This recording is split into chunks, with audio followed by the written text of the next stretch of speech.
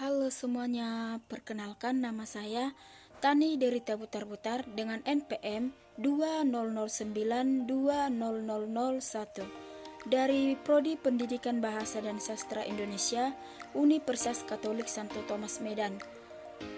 Video ini merupakan salah satu tugas akhir dari Bapak Immanuel Silitonga SPD MPD dengan mata kuliah pragmatik.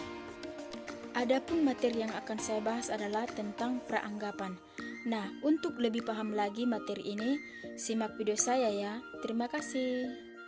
Baiklah, yang pertama, pengertian praanggapan. Menurut Stalnaker dalam Ron dan Yule pada tahun 1996 halaman 29, praanggapan adalah apa yang digunakan penutur sebagai dasar bersama bagi para peserta percakapan. Menurut Nababan pada tahun 1987 halaman 46 memberikan pengertian bahwa praanggapan sebagai dasar atau penyimpulan dasar mengenai konteks dan situasi berbahasa atau menggunakan bahasa yang membuat bentuk bahasa atau kalimat yang mempunyai makna bagi pendengar atau penerima bahasa itu dan sebaliknya, membantu pembicara menentukan bentuk-bentuk bahasa yang dipakainya untuk mengungkapkan makna atau pesan yang dimaksud. Yang ketiga, menurut Louis Cummings pada tahun 1999 halaman 42 menyatakan bahwa praanggapan adalah asumsi-asumsi atau inferensi-inferensi yang tersirat dalam ungkapan-ungkapan linguistik tertentu. Jadi, praanggapan adalah kesimpulan atau asumsi awal penutur sebelum melakukan tuturan bahwa apa yang disampaikannya dapat dipahami oleh mitra tuturnya. Untuk memperjelas hal ini, perhatikan contoh berikut. Ana, aku sudah membeli rumahnya Pak Hasan kemarin. Bobby, dapat potongan 20% kan? Contoh percakapan di atas menunjukkan bahwa sebelum bertutur, Ana memiliki peranggapan bahwa Bobby mengetahui maksudnya, yaitu terdapat sebuah yang dibangun oleh Pak Hasan. Yang kedua, jenis-jenis peranggapan. Presupposisi potensial terbagi menjadi 6 jenis, yaitu yang pertama peranggapan eksistensial, yang kedua peranggapan faktual, yang ketiga peranggapan non-faktual, yang keempat peranggapan leksikal, yang kelima peranggapan struktural, yang keenam peranggapan counterfaktual. Baiklah, yang pertama saya akan menjelaskan peranggapan eksistensial. Merupakan presuposisi yang ada tidak hanya diasumsikan terdapat dalam susunan posisif, tetapi juga lebih umum atau lebih luas lagi ke dalam frasa nomina tertentu. Peranggapan ini menunjukkan kepemilikan, tetapi lebih luas lagi keberadaan atau eksistensi dari pernyataan dalam tuturan tersebut. Peranggapan eksistensial menunjukkan bagaimana keberadaan atas suatu hal dapat disampaikan lewat peranggapan. Misalnya pada contoh tuturan berikut, ayah saya memiliki mobil sedan keluaran terbaru. Peranggapan dalam tuturan tersebut menyatakan kepemilikan, yaitu ayah saya memiliki mobil. Apabila ayah saya memang benar memiliki mobil sedan keluaran terbaru, maka tuturan tersebut dapat dinyatakan keberadaannya. Yang kedua, peranggapan faktual. Muncul dari informasi yang ingin disampaikan dinyatakan dengan kata-kata yang menunjukkan suatu fakta atau berita yang diyakini kebenarannya. Kata-kata yang bisa menyatakan fakta dalam tuturan adalah kata sifat yang dapat memberikan makna pasti dalam tuturan tersebut. Misalnya pada contoh tuturan berikut, Eka tidak menyadari bahwa dirinya sakit demam. Dalam tuturan di atas, praanggapannya adalah Eka sedang sakit. Pernyataan itu menjadi faktual karena telah disebutkan dalam tuturan. Penggunaan kata sifat dari tuturan Eka tidak menyadari bahwa dirinya sakit demam merupakan kata sifat yang dapat diyakini kebenarannya. Yang ketiga, peranggapan non-faktual. Non berarti sesuatu yang bersifat negatif atau bertentangan. Non-faktual berarti tidak faktual.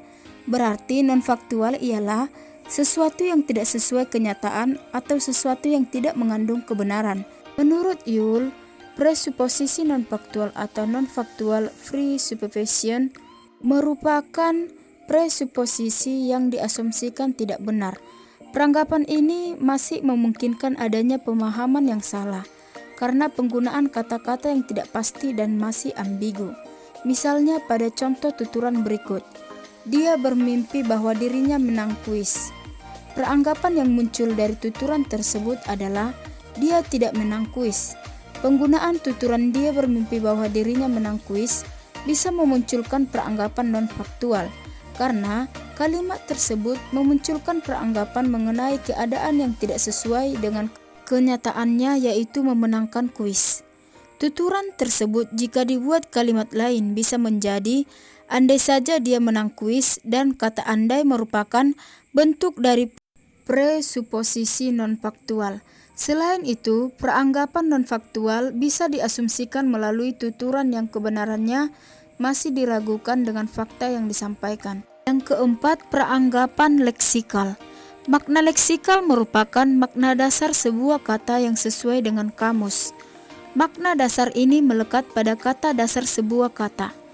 Menurut Yule pada tahun 2006 halaman 47 menjelaskan, pada umumnya di dalam presuposisi leksikal, pemakaian suatu bentuk dengan makna yang dinyatakan secara konvensional ditafsirkan dengan presuposisi bahwa suatu makna lain atau yang tidak dinyatakan dipahami.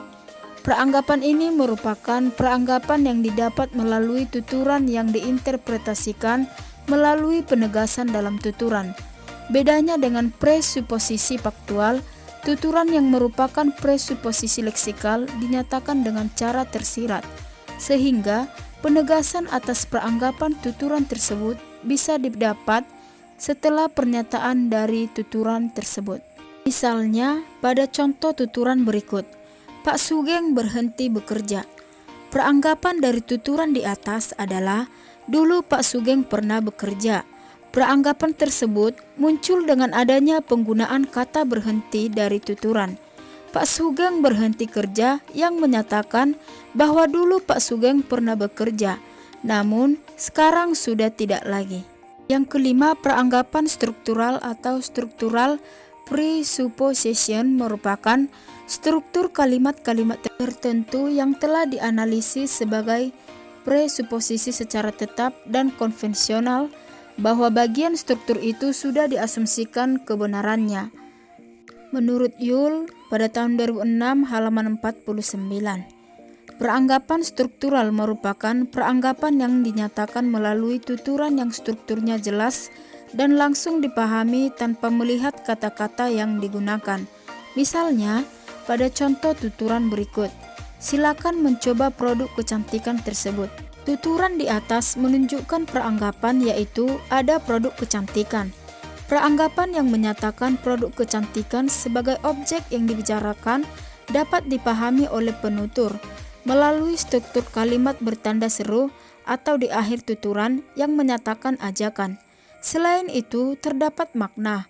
Mengapa dalam tuturan silakan mencoba produk kecantikan tersebut, yang bisa saja mengandung makna bahwa jika mencoba produk kecantikan tersebut, kulit akan menjadi cantik, putih, dan lain sebagainya. Yang keenam, peranggapan counterfactual atau counterfactual presupposition adalah peranggapan yang menghasilkan pemahaman yang berkebalikan dari pernyataannya atau kontradiktif.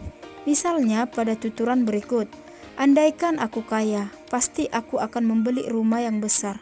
Dari tuturan di atas dapat dilihat peranggapan yang muncul adalah, sekarang saya miskin. Peranggapan tersebut muncul dari kontradiksi kalimat dengan adanya penggunaan tuturan, andaikan aku kaya. Penggunaan kata andaikan membuat peranggapan yang kontradiktif dari tuturan yang disampaikan. Demikianlah materi yang bisa saya sampaikan tentang peranggapan. Jika ada perkataan saya yang salah, saya mohon maaf. Semoga video saya ini dapat bermanfaat. Sekian dan terima kasih.